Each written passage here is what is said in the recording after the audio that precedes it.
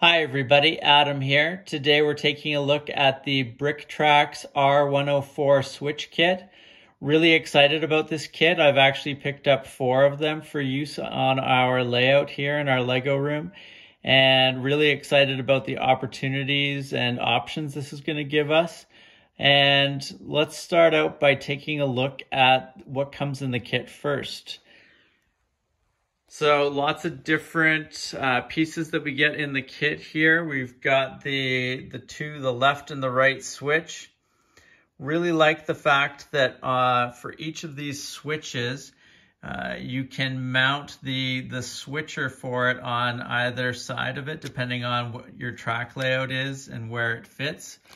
And the switch here is controlled by these awesome little pieces, so you can rotate those circles left or right to throw the switch to whatever position you want, which is great for allowing some automation opportunities here, but just giving you a lot of flexibility in general for how you want to set up your switches and your general track configuration, which I think is great. Now, in addition to the left and the right switches, we have got the connector pieces there that continue the switch track out in both directions. So great pieces there. We've got a couple of short track pieces.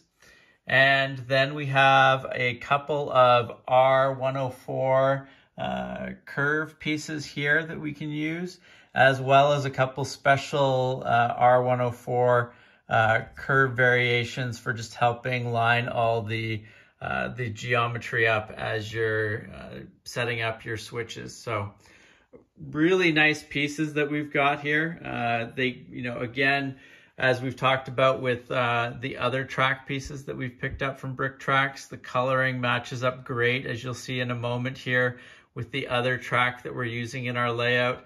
And the overall quality of these pieces is really good. So quite happy so far with them. Now, the first question you might have is, how do these switches line up in comparison to the standard Lego switches? So let's take a look and see what that looks like. So I've set up a side-by-side comparison here of the standard Lego switch and the BrickTracks switch. And as you would expect, a similar thing to what we saw with the R104 curve pieces versus the standard Lego curves. It's just a much slower, more gradual turn through the switch. So if we put these over top of each other, you'll see it just takes longer for it to cover a similar amount of ground, which is just much more forgiving for longer, larger trains that you might be running on your track. And it just leads to a much smoother path for your trains to take. So quite excited about the possibilities of this. And like I said, in addition to just that difference in the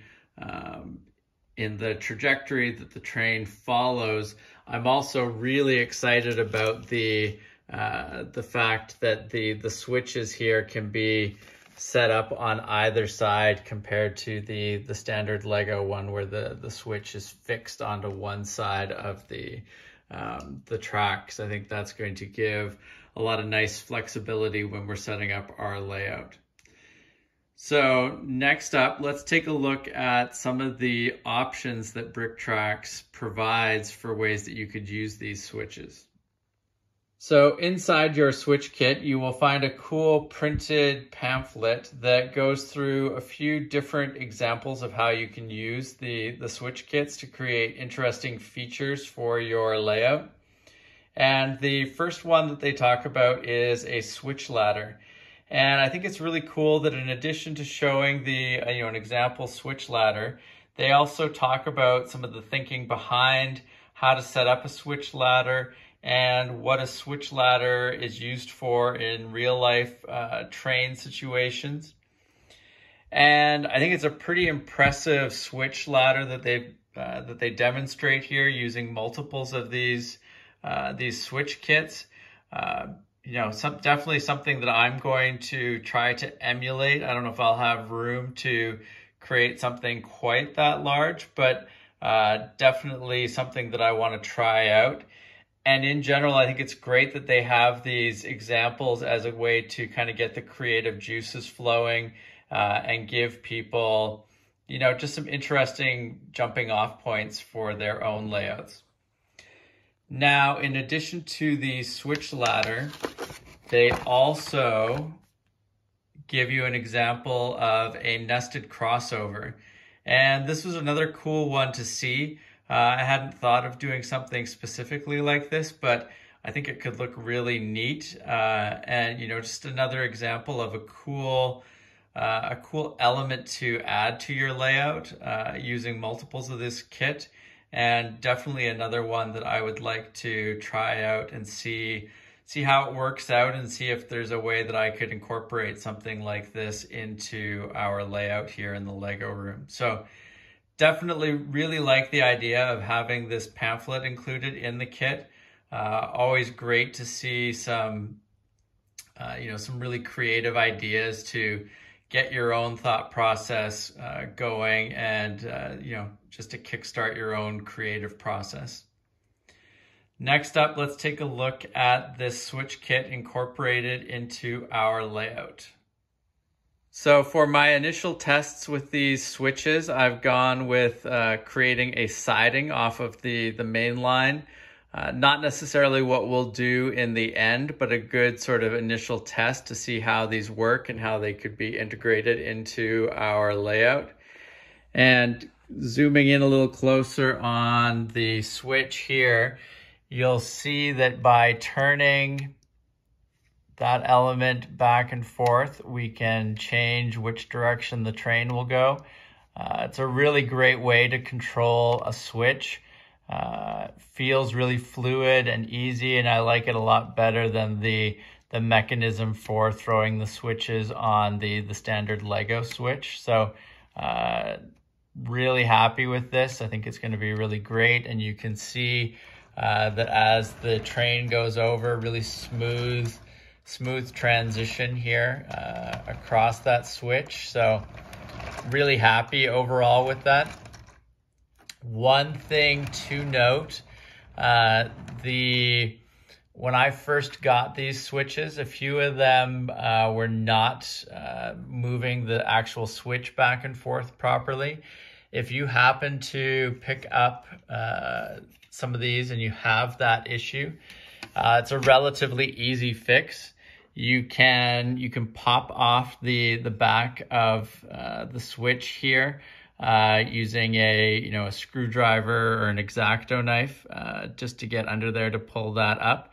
And you'll find that by lifting up this sliding element, there's a little elastic band underneath, and you can just reset the this sliding piece on that elastic band, and then reattach this, and then it should work fine for you. Pretty simple fix if it happens. I also found that by emailing their info customer support email, they were super quick and responsive in getting back to me about how to deal with that. So always a great sign, in my opinion, when you get a really nice prompt response and a helpful response. So I was quite happy with that. So overall, really excited about the BrickTracks Switch Kit. Really excited for how we might be able to integrate this into our layout. And you should definitely expect some more videos on this in the coming days as we try out some different configurations of the track with this. But initial signs are pointing towards this being a really cool, exciting element that we will be able to add to our toolkit as we continue to work on our Lego train layout here in our Lego room. Thank you very much for joining us for our look at the BrickTracks R104 Switch Kit. If you have not subscribed to the channel, please make sure to do so. And thank you very much for watching. We'll see you again soon. Take care. Bye.